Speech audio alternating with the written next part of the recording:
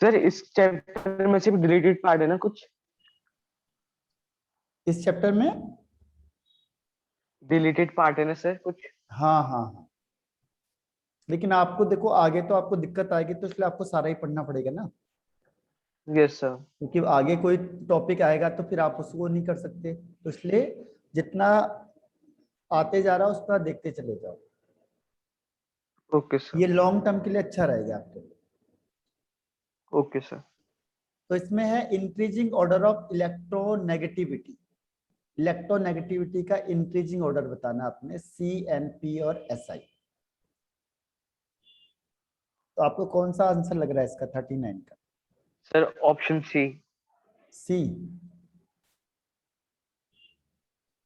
देखो periodic table में देखते हैं इनकी पोजीशन कहाँ पे, कार्बन आ जाएगा यहाँ पे, नाइट्रोजन यहाँ पे। तो कार्बन आ गया 14, नाइट्रोजन हो गया 15, फिर इसके नीचे आ गया सिलिकॉन और इसके नीचे आ गया फॉस्फोरस। तो इलेक्ट्रोनेगेटिविटी लेफ्ट टू राइट क्या होती है? सर इंक्रीज होती है। इंक्रीज होती है, और top to bottom decrease. Decrease होती है। तो अब इन दोनों में से,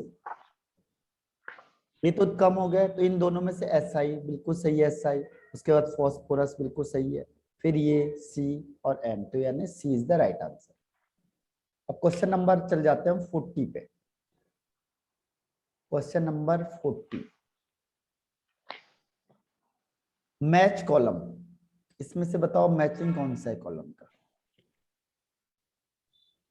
कॉलम 1 एंड कॉलम 2, कौन सा आपको इसमें से सही लग रहा है?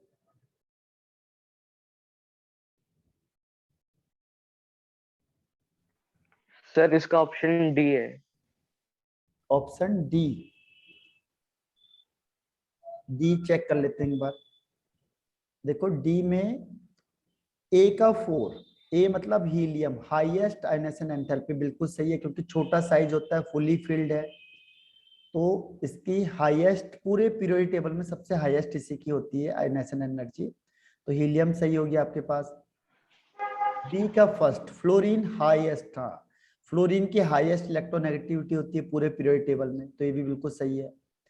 तीसरा सी का 2, रुबिडियम है। रुबिडियम क्या होता है? मोस्ट इलेक्ट्रोपॉजिटिव नेचर है, क्योंकि मेटल होता है। और लिथियम है जो आपका, वो है 3, strong reducing agent. Reducing agent का मतलब जो दूसरे को रिड्यूस करेगा, लेकिन उसका खुद का क्या हो जाएगा? ऑक्सीडेशन। तो ऑक्सीडेशन का मतलब लॉस ऑफ इलेक्ट्रॉन, तो इलेक्ट्रॉन को जल्दी लॉस करेगा, स्ट्रॉन्गेस्ट रिड्यूसिंग एजेंट, यानी जो बहुत जल्दी जिसका ऑक्सीडेशन हो जाता है, तो ये भी राइट है। तो इस तरीके से D is the right option. अब क्वेश्चन नंबर आते हैं नेक्स्ट पे।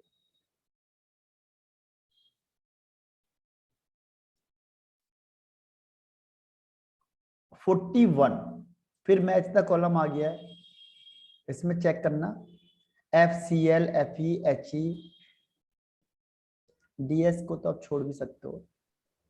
सर ऑप्शन सी।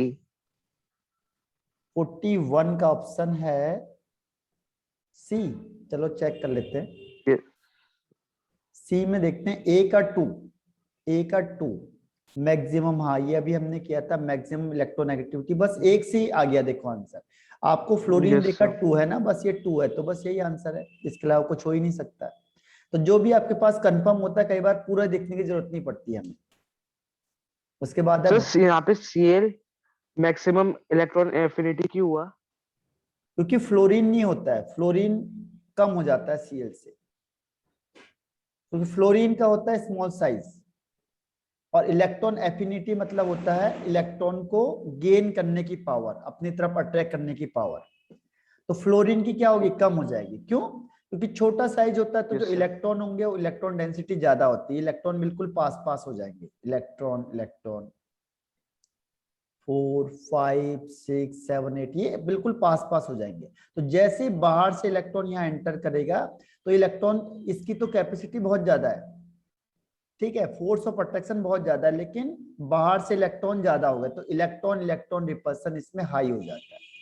इलेक्ट्रॉन इलेक्ट्रॉन रिपल्सन क्या होगा? इसमें हाई हो जाएगा, और इसकी जो एक्सेप्टिंग टेंडेंसी वो कम हो जाती है, इससे क्लोरीन से। तो इसलिए क्लोरीन होता है जो पूरे पीरियोडिक टेबल में हाईएस्ट इलेक्ट्रॉन एफिनिटी शो करता है, फ्लोरीन नहीं करता। ठीक है, तो इसीलिए इसका आंसर सी सही है। और कोई डाउट इसमें?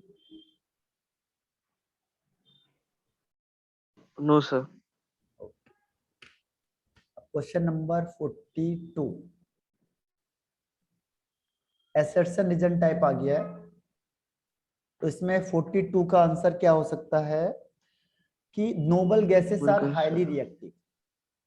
सर इसका ऑप्शन ए होगा। ऑप्शन ए, ए कैसे हो बोथ सकता are true and.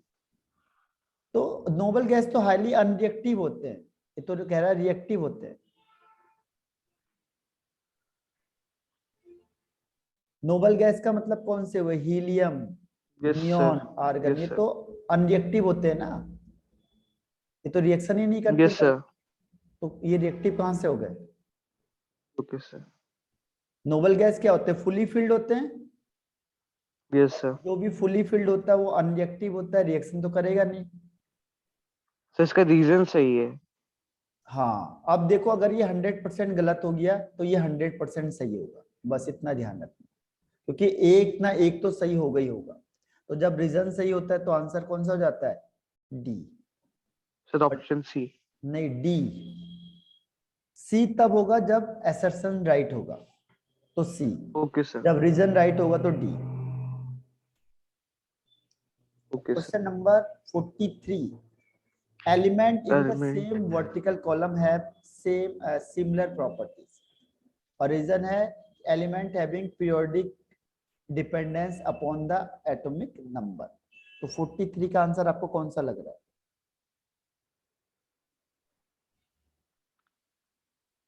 Vertical column में सेम सिमिलर प्रॉपर्टी।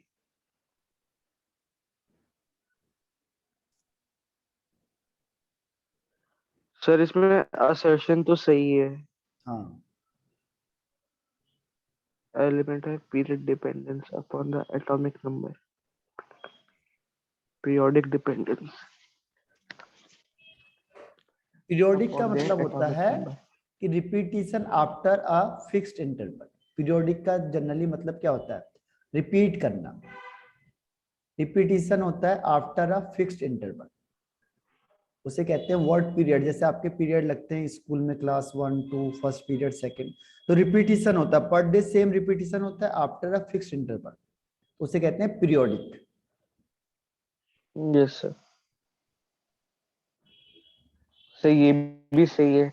हाँ, दोनों सही हो गए फिर। Yes sir. तो रीजन, इसका सर ऑप्शन ए। हाँ ऑप्शन ए हो जाएगा। ठीक है, वैसे जो इसका बहुत करेक्ट आंसर है वो होता है सिमिलर इलेक्ट्रॉनिक कॉन्फ़िगरेशन। इसका बहुत करेक्ट आंसर क्या होता है? Similar electronic configuration. जो electron outer, similar outer electronic configuration, जो बाहर वाला इलेक्ट्रॉनिक कॉन्फ़िगरेशन होता है वो सिमिलर हो जाता है, इसी वजह से क्या करते हैं, ये सिमिलर प्रॉपर्टी शो करते हैं। ठीक है, तो ए, तब भी इन्होंने ए दिया हुआ है आंसर, तो लेकिन इसका बहुत ज्यादा जो परफेक्ट आंसर है वो है सिमिलर आउटर इलेक्ट्रॉनिक कॉन्फ़िगरेशन से होता है, इसी वजह से जो एक ही ग्रुप, वर्टिकल कॉलम का मतलब ग्रुप, जो एक ही ग्रुप में एलिमेंट होते हैं उनका प्रॉपर्टीज भी सबकी सेम होती है। यस सर, आउटर सेम होती है उसकी, outer electronic but sir configuration. उनके सेल्स तो बढ़ते रहेंगे। हाँ हाँ, सेल सेल्स बढ़ती के है। जैसे साइज। मैं आपको एग्जांपल यस बताता सर। हूँ किसका, कोई भी ग्रुप ले लो है, जैसे नाइट्रोजन फैमिली है, नाइट्रोजन का लास्ट में आपने कर दिया 2s2 2p3, ठीक है, और यहाँ पे नोबल गैस हो गया। तो इसके बाद नाइट्रोजन के बाद फॉस्फोरस आता है, तो फॉस्फोरस में फिर यहाँ पे क्या होगा, नोबल गैस आएगा, 2 के बाद आ जाएगा 3s2 3p3। तो जो बाहर का कॉन्फ़िगरेशन होगा सबका सेम होगा। नाइट्रोजन के बाद क्या आता है, आर्सेनिक आता है, तो इसमें फिर एक नोबल गैस आ जाएगा, और यहाँ पे हो जाएगा 3 के बाद 4s2 4p3, यानी जो ये आउटर इलेक्ट्रॉनिक कॉन्फ़िगरेशन होगा बाहर का वो सेम होता है, ns2 np3। तो सबका सेम होने की वजह से वो प्रॉपर्टी भी सबकी सेम करते हैं। ठीक है, ये पूरे ग्रुप में यही चलेगा, p3s2 p3s2 शुरू से लेके लास्ट तक में। तो जो भी पहले मेंबर का होगा वही लास्ट तक चलता चला जाएगा, उसे कहते हैं सिमिलर आउटर इलेक्ट्रॉनिक कॉन्फ़िगरेशन, इसी की वजह से उसकी प्रॉपर्टी सेम हो जाती है। ये कहा था किसने? Long form of periodic table. जो long form of periodic table होता है जनरली बेस्ड होता है इलेक्ट्रॉनिक कॉन्फ़िगरेशन पे, और ये इलेक्ट्रॉनिक कॉन्फ़िगरेशन से ही हर एक चीज निकाल सकते हैं हम, उसका पीरियड निकाल सकते हैं, उसका ग्रुप निकाल सकते हैं, हर एक चीज को निकाल सकते हैं, और वो एटॉमिक नंबर पे भी डिपेंड करता है। ठीक है, तो ये हो गया क्वेश्चन नंबर 43। अब आते हैं 44 पे।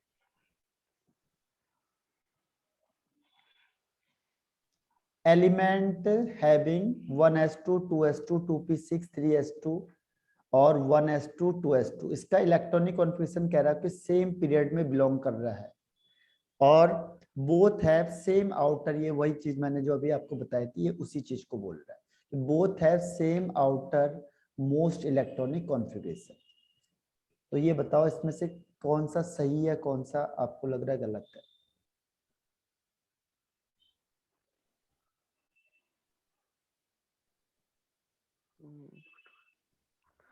And 1s2 and 2s2.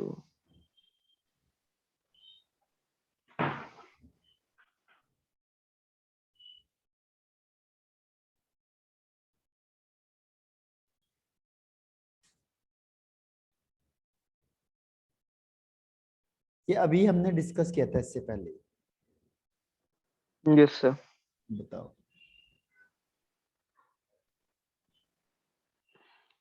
Sir, both है। नहीं ये सेम पीरियड में क्या है, पीरियड वाला कौन सा होता है? जो हाईएस्ट नंबर होता है प्रिंसिपल वाला, ये 3 हाईएस्ट, Yes, sir. तो ये थर्ड पीरियड का हो गया, और Yes, इसमें sir. हाईएस्ट 2 है तो ये सेकंड पीरियड का हो गया। सेम पीरियड कहाँ रह गए दो? तो ये तो स्टेटमेंट गलत हो Okay, गया। sir. ये ओके, ये एंड में है। ठीक है, ठीक है। Okay sir. और उसके बाद फिर दोनों के दोनों का कॉन्फ़िगरेशन सेम है, देखो इसमें 3s2 है लास्ट में, और इसके लास्ट में 2s2 है, तो दोनों सेम है। कॉन्फ़िगरेशन तो अभी बताया ना आपको, ये अलग हो जाएंगे कोई यस सर, दिक्कत नहीं, कॉन्फ़िगरेशन सेम है। ये सेम है, तो इलेक्ट्रॉनिक कॉन्फ़िगरेशन दोनों का सेम है, इसीलिए रीजन राइट है। और तो सर ऑप्शन डी हो जाएगा। हाँ, option D. Okay sir. Question number आते हैं 45। एटॉमिक नंबर है कॉप्रिकम इज 112। ओके। और IUPAC IUPAC name name of with this element is sir both A. UUBIO, in which U and BI are used for 1 and 2 respectively in Latin words। तो 45 का answer क्या होगा? Sir इसका होगा option ए। Option नहीं, ए नहीं, B है, B. दोनों सही है। देखो रीजन के लिए क्या है, परफेक्ट रीजन कब होता है? ये नाम जो रखा गया वो किस बेस पे रखा गया उसका नाम, ये तो किसी साइंटिस्ट के बेस पे या किसी चीज के बेस पे वो लोग रख देते हैं। ठीक है, तो इसका इससे कोई मतलब नहीं, ये तो IUPAC नेम है उसका, और ये कौन सा नाम है उसका? कॉमन नेम है जो किसी साइंटिस्ट के नेम के बेस पे रख दिया है। ठीक है, तो इसका इससे कोई ओके लिंक सर। नहीं है ना। Yes sir. ठीक है, इसीलिए दोनों स्टेटमेंट सही हैं, लेकिन रीजन इज नॉट परफेक्ट, तो B is the right answer. अगर वो ओके कहता है सर। कि ये नाम किसकी वजह से रखा, किसी साइंटिस्ट की वजह से, जिसने उसको डिस्कवर किया, उसकी वजह से उसका नाम रख दिया, तो वो रीजन परफेक्ट है। अब क्वेश्चन नंबर 46।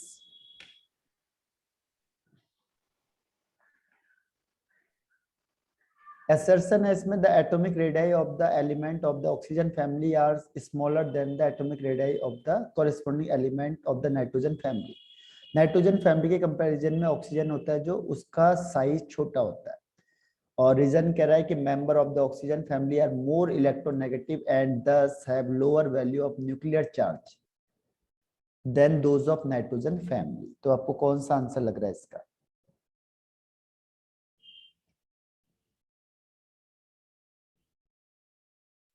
सर सी।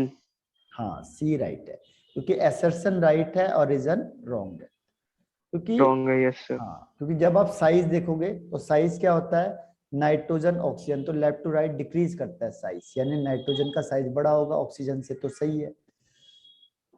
सेकंड में रीजन में कह रहा है कि नाइट्रोजन ऑक्सीजन के पास लोअर न्यूक्लियर चार्ज होता है, ऑक्सीजन के पास तो हायर न्यूक्लियर चार्ज होता है। न्यूक्लियर चार्ज मीन्स होता है कि नंबर जो नंबर ऑफ प्रोटॉन, तो number of proton nuclear charge, देखो इसने कहा हुआ न्यूक्लियर चार्ज, ये न्यूक्लियर चार्ज लोअर होता है, जबकि ऑक्सीजन में तो 8 प्रोटॉन होते हैं तो उसका न्यूक्लियर चार्ज ज्यादा होता है। Nuclear charge means number of proton, तो नंबर ऑफ प्रोटॉन ज्यादा होगा ऑक्सीजन का, नाइट्रोजन का कम होता है, ठीक है। इसीलिए तो फोर्स ऑफ अट्रैक्शन ज्यादा होता है ऑक्सीजन में और साइज छोटा हो जाता है, इसलिए ये वाला रीजन है जो ये स्टेटमेंट ही गलत हो गया।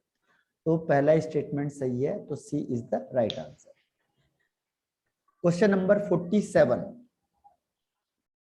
isoelectronic species have same radii but they contain different number of electrons.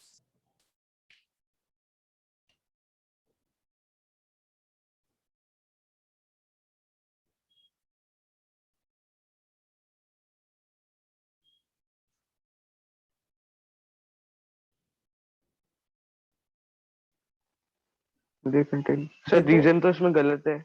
देखो इसको ऐसे समझ लो, आइसो इलेक्ट्रॉनिक का मतलब जिसमें इलेक्ट्रॉन सेम होते हैं, ठीक है, आइसो मींस। Yes sir. तो जैसे मैंने कहा सोडियम Na+, इसके पास भी 10 इलेक्ट्रॉन, Mg2+, इसके पास भी 10 इलेक्ट्रॉन है। ऑक्सीजन में 2- 10 इलेक्ट्रॉन, प्रोटॉन है इसमें 11 प्रोटॉन, इसमें 12 प्रोटॉन, इसमें 8 प्रोटॉन। तो कह रहा है कि आइसो इलेक्ट्रॉनिक हो गया है ना, जब इलेक्ट्रॉन सेम हो जाएंगे तो इन सबका रेडियस सेम हो जाता है।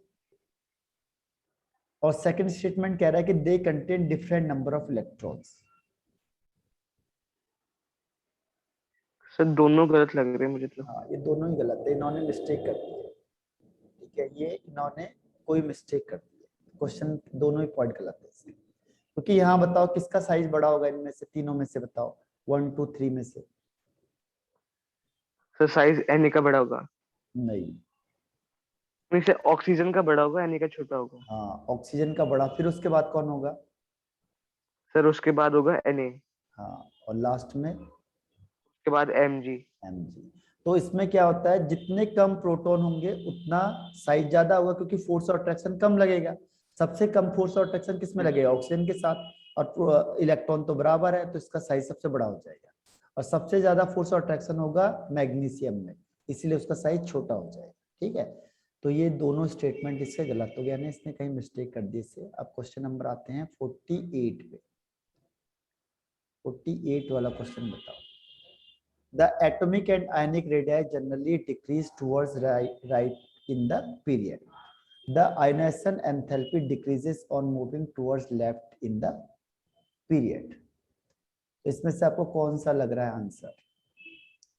Atomic and ionic radii generally decrease towards right in the period. और रेडियस राइट पे। सेकंड है ionization सर enthalpy रेडियस तो decreases. बढ़ता है, okay. Towards left and decreases.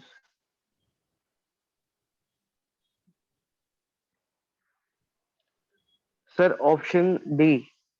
Option D, assertion is wrong। assertion wrong है। देखो एक बार Decreases comparison to the करके, right of the period। Right मतलब हो गया ये नाइट्रोजन, ऑक्सीजन, फ्लोरीन, इस तरीके से। तो left to right, yes sir. Towards light, right. Sir radius तो बढ़ेगा इसमें। रेडियस बढ़ेगा इसमें, किसका साइज बड़ा होगा इनमें से बताओ? कार्बन, नाइट्रोजन, ऑक्सीजन, फ्लोरीन में से किसका साइज बड़ा होगा?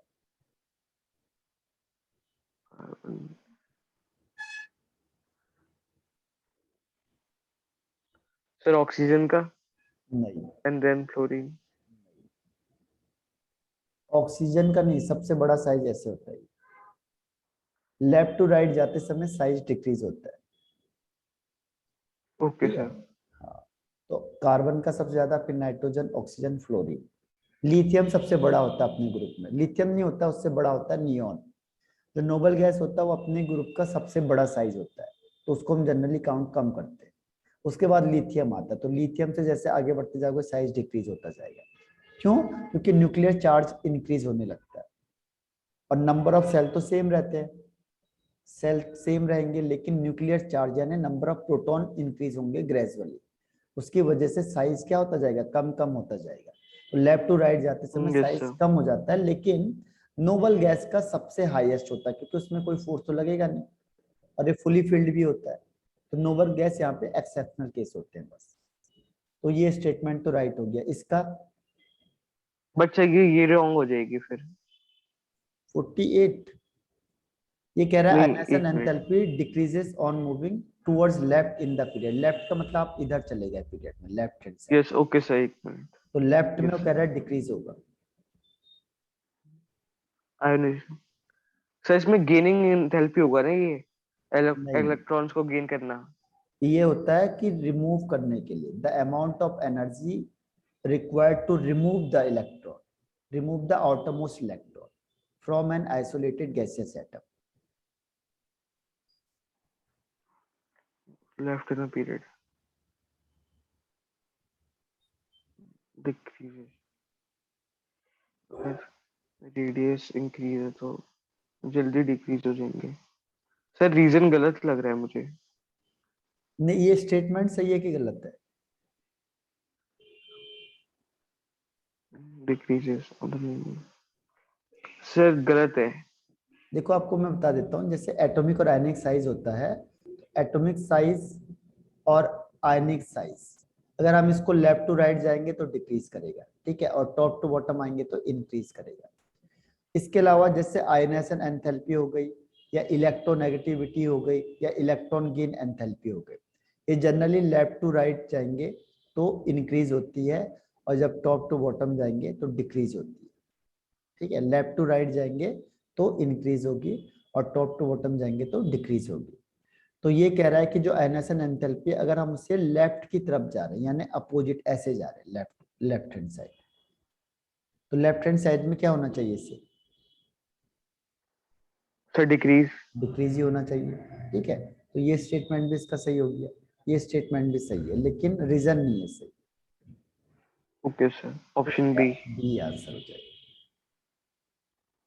ठीक है। तो इसको याद कर आयोनाइजेशन लेना, एंथैल्पी, हाँ electron ionisation enthalpy means enthalpy. The minimum amount of energy required to remove the outermost electron from an isolated gaseous atom.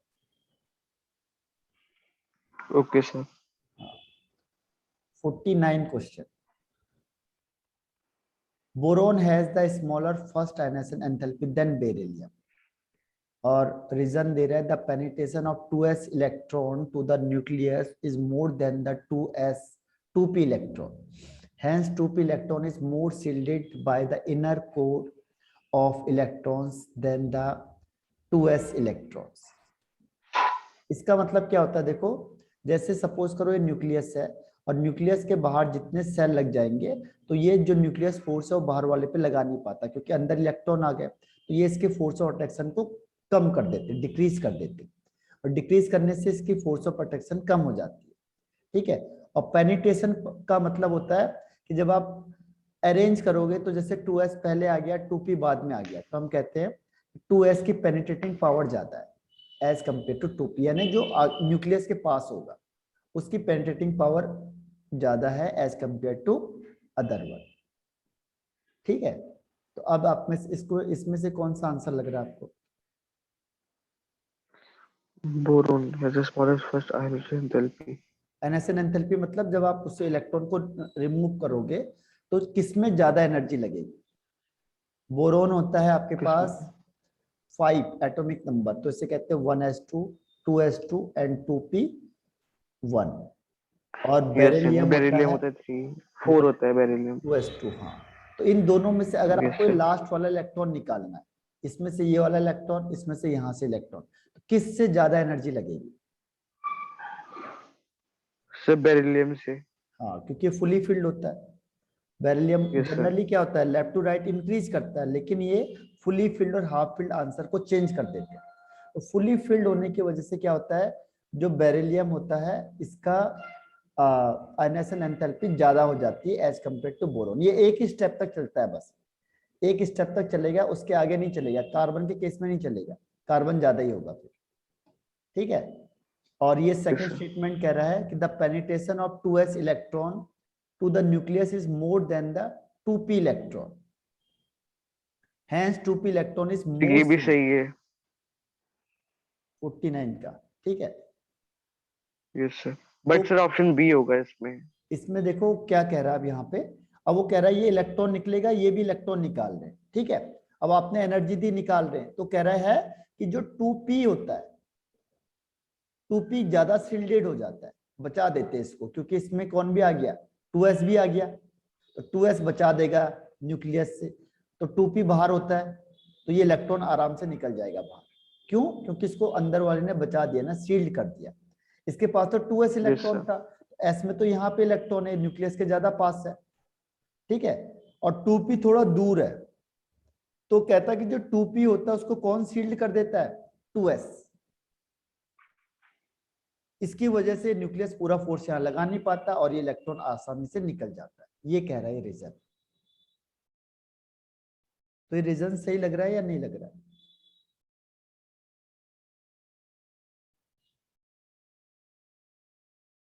No sir, इस केस में तो लग नहीं रहा।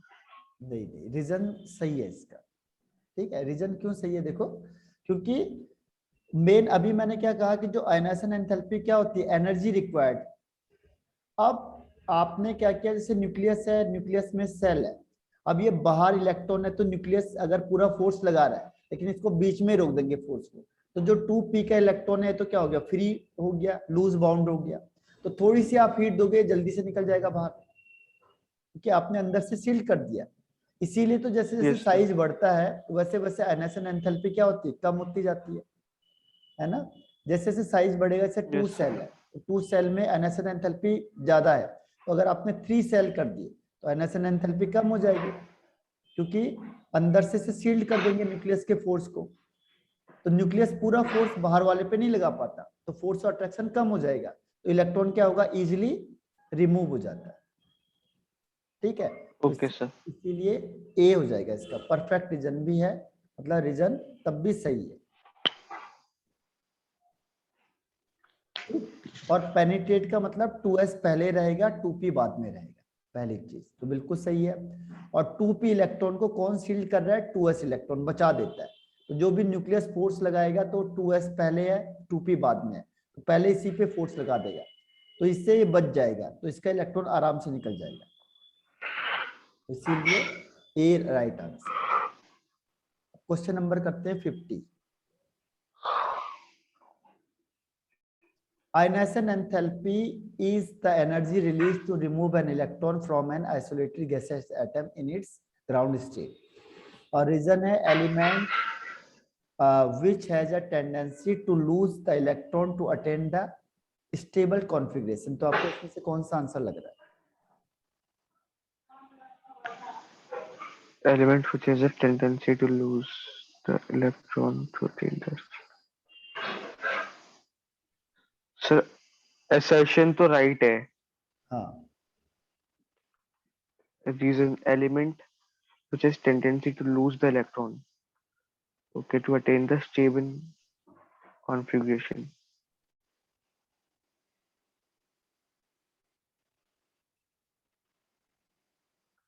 सर ऑप्शन सी है बी। देखो इसमें क्या होगा, सी हो नहीं सकता है, क्योंकि यहाँ पे ये लिख रहा है रिलीज, और जबकि एनएसएन एनर्जी में क्या होता है, एनर्जी रिक्वायर्ड, कि इसमें एनर्जी की जरूरत पड़ेगी। जब आप किसी से इलेक्ट्रॉन निकालोगे तो निकालने के लिए क्या करना पड़ेगा, आपको एनर्जी की जरूरत पड़ेगी ना, ठीक है। तो यस सर। यहाँ पे एनर्जी, बाकी सारा स्टेटमेंट सही लिखा है उसने, लेकिन एक जगह पे घुमा दिया, इसने लिख दिया एनर्जी रिलीज, जबकि एनएसएन एंथैल्पी में क्या होता है, एनर्जी रिक्वायर्ड होती है। जब आप किसी चीज से कोई चीज बाहर निकालोगे तो आपको एनर्जी चाहिए होगी ना उसके लिए, यस सर। तो यहाँ पे एनर्जी रिक्वायर्ड होना चाहिए, इसलिए ये स्टेटमेंट गलत हो गया। बाकी पूरी डेफिनेशन सेम है, अगर यहाँ पे रिलीज की जगह पे रिक्वायर्ड लिख दोगे तो पूरी डेफिनेशन सेम, तो एक मिस्टेक की वजह से स्टेटमेंट गलत होगी। अगर ये 100% गलत है तो ये 100% सही होगा, ठीक है। Element which has a tendency to lose, जो भी इलेक्ट्रॉन को लूज करेगा, किसके लिए लूज करेगा, स्टेबल कॉन्फ़िगरेशन में आने के लिए, ठीक है। तो ये वाला राइट हो जाएगा, D is the right answer. अब question number 51। Generally ionisation enthalpy increases from left to right in the period, और रीजन है when successive electron are added to the orbitals in the same principal quantum level, the shielding effect of inner core of electron does not increase very much to compensate for the increased attraction of the electron to the nucleus. तो इसमें से कौन सा answer आपको सही लग रहा है 51 का? तो एनएसएन एंथैल्पी अभी बताया था आपको, इंक्रीज या डिक्रीज क्या होती है। Yes sir. और रीजन भी लिख रहा है कि सक्सेसिव इलेक्ट्रॉन आर एडेड, एक एक इलेक्ट्रॉन ऐड करता जाएगा सेम प्रिंसिपल नंबर में। तो जो शील्डिंग होगा, देखो shielding effect of the inner core of electron does not increase very much, क्योंकि एक ही सेल में जाएगा तो ज्यादा इंक्रीज नहीं होगा, और जिसकी वजह से क्या होगा, इंक्रीज फोर्स ऑफ अट्रैक्शन हो जाएगा।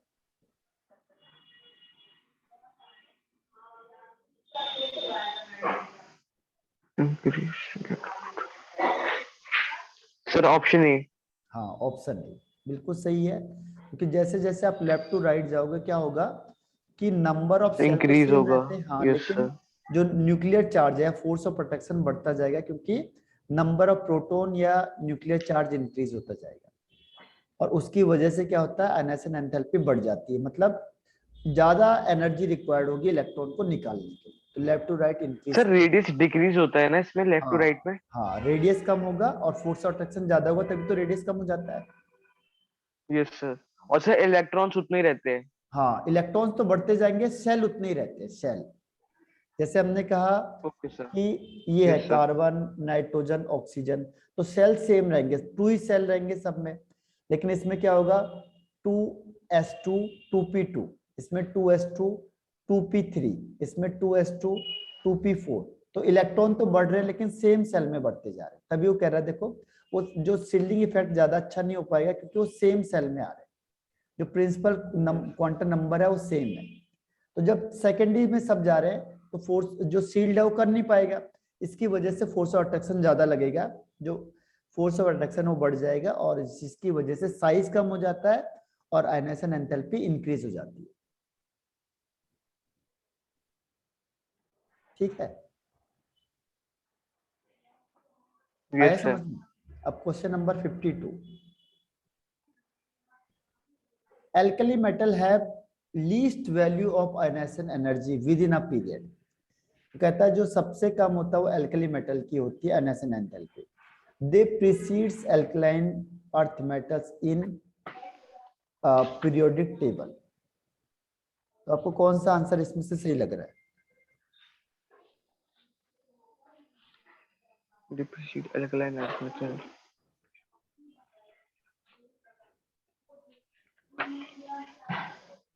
Least iron alkali metal.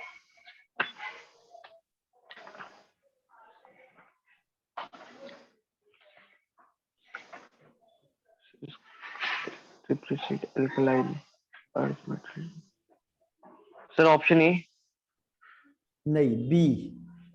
Reason perfect नहीं है ना, रीजन तो भी हमने आपको बता देता है, आयनाइजेशन एंथैल्पी के लिए क्या होगा, रीजन क्या होगा, फोर्स ऑफ अट्रैक्शन ज्यादा हो जाता है। ठीक है, तो ये रीजन नहीं है, लेकिन स्टेटमेंट दोनों सही है, क्योंकि जब आप लेफ्ट टू राइट जाओगे तो इंक्रीज होगा, यानी एल्कली मेटल होता है फर्स्ट ग्रुप का, तो फर्स्ट ग्रुप सबसे कम हो जाएगा, सही बात है। और एल्कलाइन होता है सेकंड ग्रुप का, तो सेकंड ग्रुप से पहले होता है फर्स्ट। जो एल्कली मेटल होता है वो कौन से ग्रुप का मेंबर होता है, एल्कली होता है फर्स्ट ग्रुप का, और एल्कलाइन अर्थ मेटल होता है सेकंड ग्रुप का। एल्कलाइन अर्थ मेटल हो गया सेकंड ग्रुप का। ठीक है, तो इसीलिए क्या है, दोनों सही हैं, but reason is not perfect. अब question number 53, electron gain enthalpy becomes less negative. Less negative क्योंकि इसकी वैल्यू नेगेटिव में आती है। इलेक्ट्रॉन गेन एंथैल्पी का मतलब होता है इलेक्ट्रॉन को एक्सेप्ट करने के लिए जितनी अमाउंट ऑफ एनर्जी रिलीज होगी, तो यहाँ पे रिलीज होती है, तो जब एनर्जी रिलीज होती है तो उसको हम दिखाते हैं माइनस साइन से, तो इसलिए कह रहा है लेस नेगेटिव। ज्यादा नेगेटिव होगी यानी ईजी की वैल्यू ज्यादा है। ठीक है, तो नेगेटिव साइन केवल किसके लिए आता है, यहाँ पे एनर्जी रिलीज होती है। Yes sir. जहां पे एनर्जी की वैल्यू प्लस आती है यानी वहां पे एनर्जी रिक्वायर्ड होती है, बस ये डिफरेंस है दोनों। तो अब बताओ 53 का क्या आंसर होगा?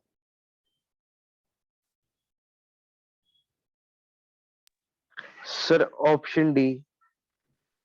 Option D? सर यहाँ पे असर्शन रॉन्ग है ना इसमें? नहीं, एसेशन तो राइट है। जब आप टॉप टू बॉटम जाओगे सर, तो सर डिक्रीज होता है ना सर? टॉप टू बॉटम में सेल इंक्रीज होता है। ये कह रहा है ग्रुप में, डाउन द ग्रुप मतलब जैसे पहले 2 सेल थे, फिर 3 हो जाएंगे सेल, फिर यस सर। 4 हो जाएंगे सेल, फिर 5 हो जाएंगे। तो डाउन द ग्रुप तो एक एक सेल बढ़ता जाएगा ना। Yes sir. जब एक एक सेल बढ़ता जाएगा तो इलेक्ट्रॉन को एक्सेप्ट करने की टेंडेंसी कम हो जाएगी। Yes sir. तो ई जी ई टॉप टू बॉटम क्या होता है? डिक्रीज होता है। तो ये स्टेटमेंट सही है। और रीजन वो क्या कह रहा है? ओके जैसे साइज इंक्रीज होता जाएगा, क्योंकि अभी मैंने आपको बताया जैसे ही करेंगे तो 1 इलेक्ट्रॉन क्या सॉरी क्या होगा? Size of atom increases. जैसे हम नीचे जाएंगे साइज बढ़ता जाएगा। And added electron would be farther from the nucleus. और जो इलेक्ट्रॉन ऐड करेंगे क्या होगा? बहुत दूर होगा न्यूक्लियस के। जैसे इसमें देखो, यहाँ 6s में इलेक्ट्रॉन एक्सेप्ट होगा तो न्यूक्लियस से बहुत दूर है। ठीक है, और जब दूर होगा तो इसके एक्सेप्ट करने की टेंडेंसी कम हो जाएगी।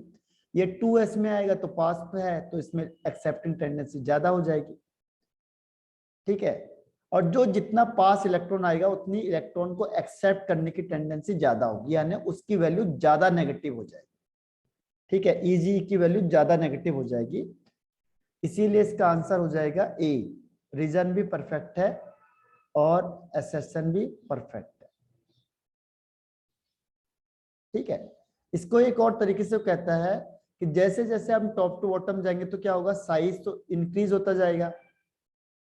साइज बढ़ेगा तो क्या होता है? फोर्स ऑफ अट्रैक्शन डिक्रीज हो जाता है, क्योंकि साइज बढ़ेगा तो क्या होगा?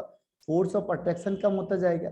फोर्स ऑफ अट्रैक्शन कम हो जाएगा तो इलेक्ट्रॉन को जो एक्सेप्टिंग टेंडेंसी ऑफ इलेक्ट्रॉन, ठीक है, एक्सेप्टिंग टेंडेंसी ऑफ इलेक्ट्रॉन क्या होता जाएगा? डिक्रीज होता जाएगा। उसने थोड़ा सा लैंग्वेज चेंज कर दिया कि जो हम इलेक्ट्रॉन को एक्सेप्ट करेंगे वो वाला ऑर्बिटल क्या होगा? बहुत ज्यादा फार्दर फ्रॉम द न्यूक्लियस, बहुत दूर है न्यूक्लियस से, तो उसकी एक्सेप्टिंग पावर कम हो जाएगी। ठीक है, तो इसीलिए थोड़ा सा ये परफेक्ट भी नहीं कह सकते हम लोग, लेकिन उसके आसपास।